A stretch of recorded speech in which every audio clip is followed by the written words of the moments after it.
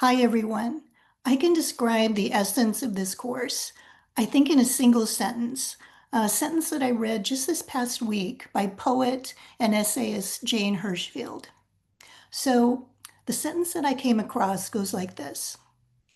Poetry is a natural upwelling of creative expression in an awakened and interested heart, an irresistible and effortless answering within the individual to the continual calling of the other, whether natural, supernatural, or human, and as possessing a virtually magical power to change and ameliorate the eternal order of life.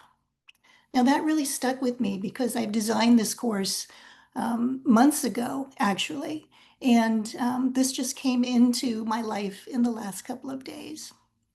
So I believe that this upwelling that Hirschfield is talking about within the human heart is the archetypal calling to create.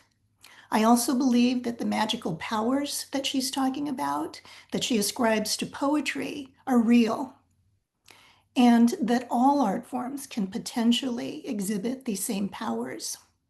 At the same time, however, there are a lot of forces at work in our dominant Western environment that keep us from realizing our callings. These forces keep us asleep, passive, and unaware of our powers as creators.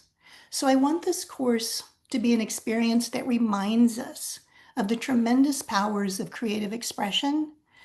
I want it to open our eyes, to move our hearts and minds in ways that rational discourse just won't do. And those, of course, are the powers of art itself. Regarding the structure of this course, I'm both going to follow and veer a little bit from the model that Kosmos has evolved over the past 2 years. I'm going to start each session with a short talk related to the week's theme. But the majority of our time together will be spent in conversation, in sharing our work, and in creating work together. In addition, I want the class to have a strong emergent element, meaning, for example, that something in our conversation in one week will spark an idea that I want to bring into the following week. So participation will be very important. I see this as a group of peers working together toward common understandings.